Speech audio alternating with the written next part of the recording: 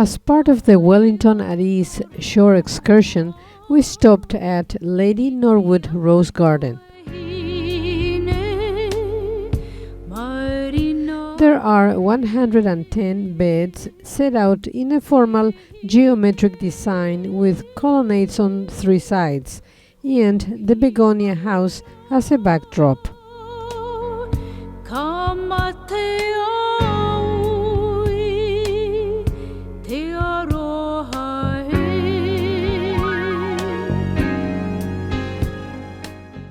The flowering season starts in November and continues until the end of April.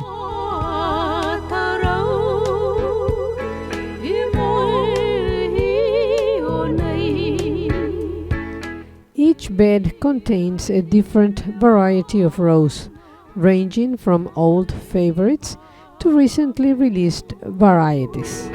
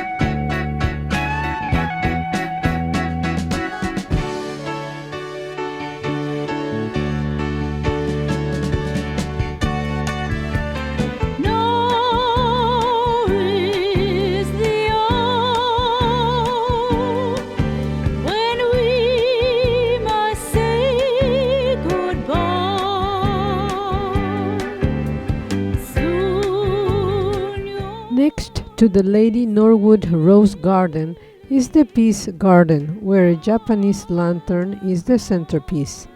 The lantern was gifted to Wellington by the Japan Society of New Zealand in 1975, and in 1994 it was adapted to house the Peace Flame that was brought to Wellington in recognition of the capital's commitment to a nuclear-free world. The flame presented by Hiroshima City was lit from the fires produced by the atomic bombs from both Hiroshima and Nagasaki, preserved at a shrine in Tokyo in an act of remembrance. The Peace Garden has now been home to the enduring flame for more than 20 years.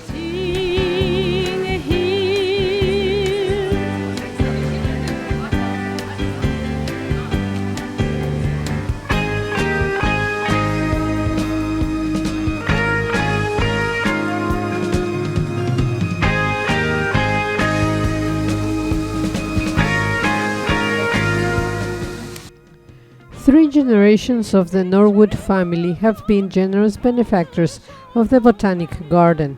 This sculpture is a memorial to the second generation, Sir Walter and Lady Rana, whose ashes are buried here. Bolton Street Memorial Park, formerly known as Bolton Street Cemetery, is the oldest cemetery in Wellington. Dating back to 1840, many notable people are buried here, among them Richard John Seddon, who is to date the longest-serving Prime Minister of New Zealand. Anderson Park, from cemetery to Marines Camp to sports ground. In 1906, 55 graves were disinterred and work began to create a level recreation area. Anderson Park Sports Ground was completed in 1910. In 1942, after the attack on Pearl Harbor, a military camp was built here. It was around 1948 that Anderson Park again became a sports and recreational ground. Today, Anderson Park is used for a range of activities and is the home ground of Wellington Collegians Cricket Club.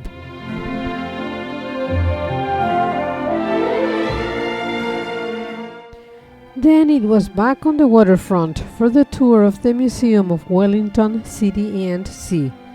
The museum is housed in the Bond Store, an 1892 heritage building, and shares some of the fascinating stories of the Wellington region. It was recently voted as one of the top 50 museums in the world by the Times London. The tour started at the historic Border Room, the Von Cohorn Room. This room, with its imposing semicircular table and lofty ceiling, was designed to reflect the power and prosperity of the Wellington Harbour Board. It was created between 1925 and 1926.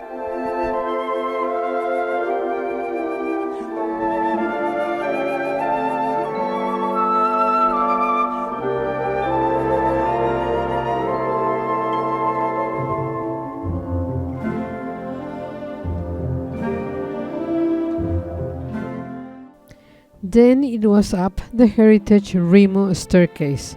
Remo is a tall tree with dark brown flaking bark, which is the chief native softwood tree of New Zealand. The timber is used for furniture and interior fittings. The museum celebrates early Maori and European settlements.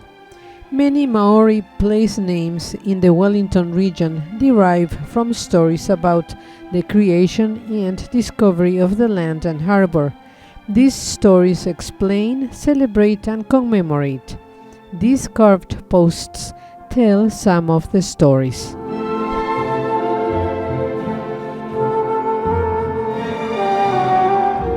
The Maori name for Wellington Harbour is Te Wanganui a Tara, the Great Harbour of Tara, after the founder of the first permanent settlement on its shores. By the sea we live. Wellington is built around one of the largest and most scenic deep-water harbours in the world. Maritime resources, industries and recreations have shaped the city's history and are an integral part of its character. For lack of time, we only attended the presentation of Maori legends where they used the Pepper's ghost, an illusion technique used in theaters, museums, television, etc. This technique is named after John Henry Pepper, a scientist who popularized the effect in a famed demonstration in 1862.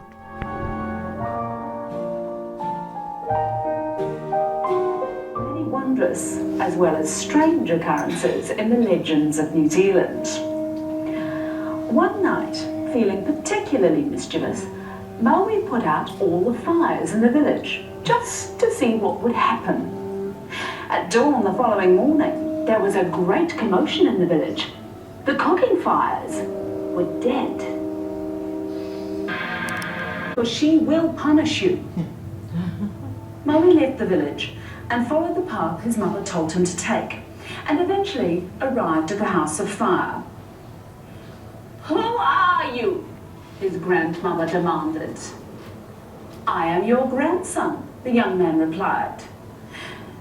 "Do you come from the direction of the wind that is blowing in my face?" she asked. I do," Maui said. "Then you are my grandson, Maui Tiki Tiki Ataranga. What do you want from me?" "I have come to ask for fire," Maui said. "All the fires in our village have gone out." "That is not a problem," Nail thanked Mahuika and headed home. But he had not gone far before he mischievously dropped the fiery fingernail into a stream. He went back to Mahuika and told her the fire had gone out. She pulled out the nail from her third finger, which burst into flame as she handed it to him. "Take care of this one, Maui," she warned. Again, Maui set off on the path to his village, and again he dropped the fingernail into the stream.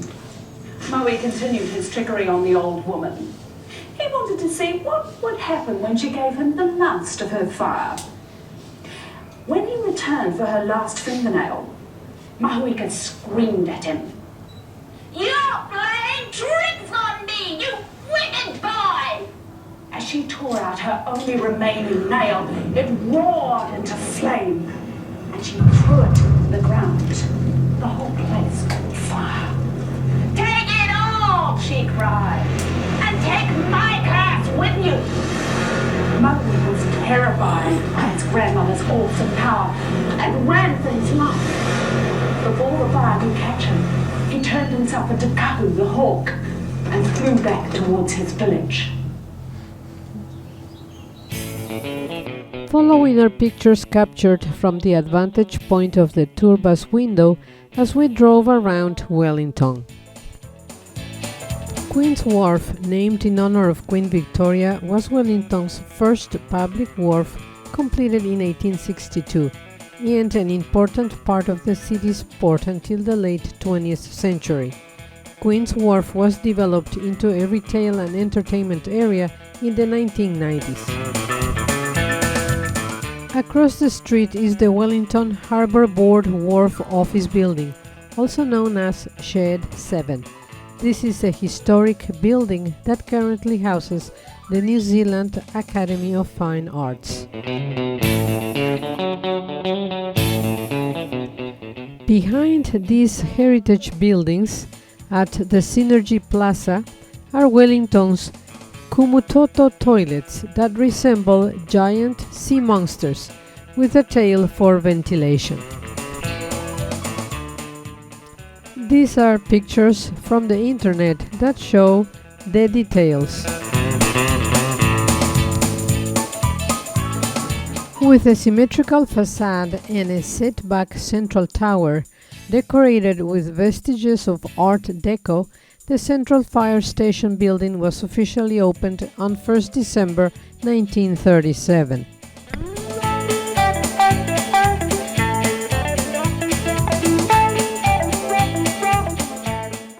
The centerpiece of the National War Memorial is the elegant 51-meter-high Carillon Tower, which soars above Mount Cook and whose music regularly rings out over the city. The New Zealand Rugby House. The Royal Thai Embassy. 28-story Majestic Centre, Wellington's tallest office building.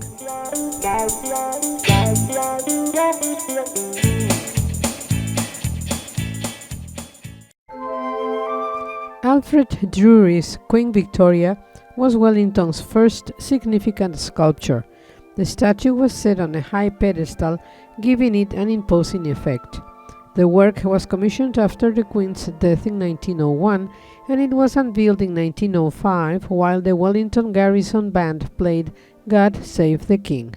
In view the Intercontinental Hotel, and in front of it the quaint Post Office Square, where a Kiosk 2-style telephone box is a rare surviving example of the iconic booths.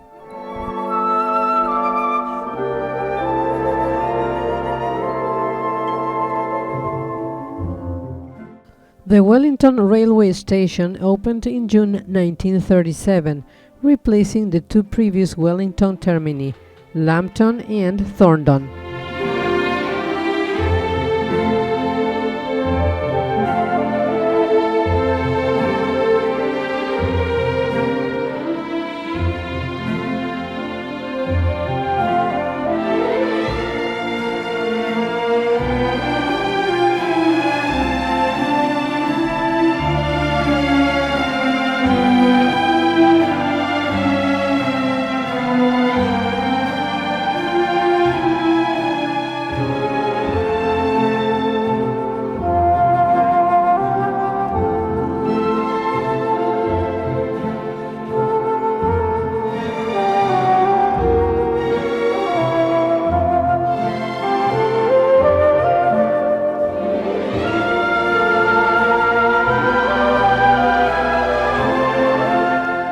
one of New Zealand's environmentally friendly green cubs. Countdown is New Zealand's leading supermarket brand. BNZ Harbour Keys complex on the waterfront. Wood products ready for export mostly to China and Japan. Now in view is Westpac Stadium. The locals have nicknamed the stadium the Ring of Fire and the Cake Tin because of its circular shape. The ground can hold up to 40,000 spectators and was initially built to create a larger venue for one-day international cricket matches. Video clips captured from our cabin balcony as the celebrity solstice left port on her way to Akaroa.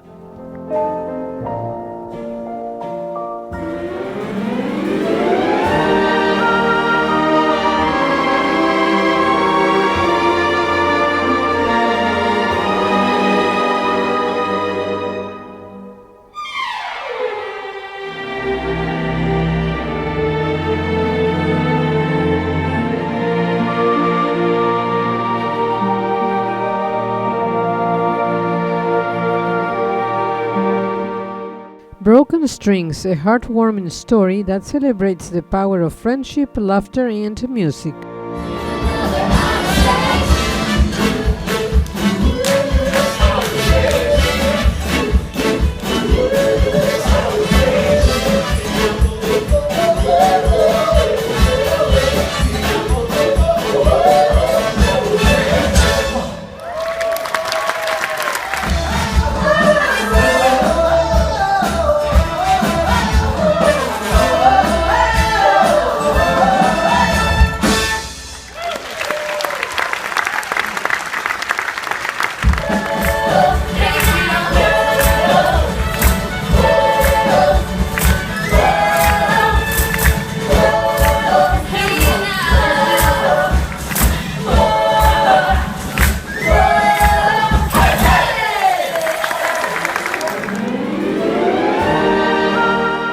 Dinner was at the Grand Epernay restaurant.